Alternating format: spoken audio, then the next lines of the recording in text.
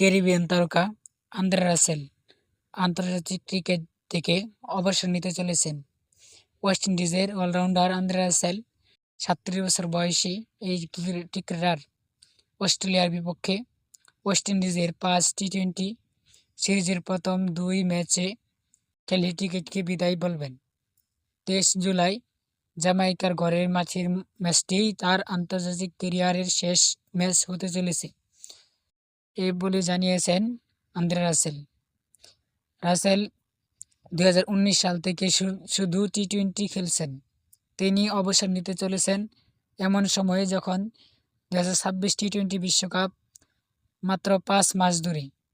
৬৪ টি-২০ ছাড়াও ওয়েস্ট ইন্ডিজের হয়ে ১টি টেস্ট এবং ৫৬টি ওয়ানডে খেলেছেন আন্দ্রে রাসেল।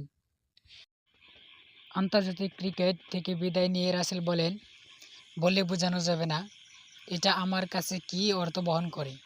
ওয়েস্ট ইন্ডিজের প্রতিনিধিত্ব করা আমার জীবনের অন্যতম গর্বের অর্জন। যখন আমি ছোট ছিলাম তখন এই পর্যায়ে পৌঁছানোর আশা করিনি।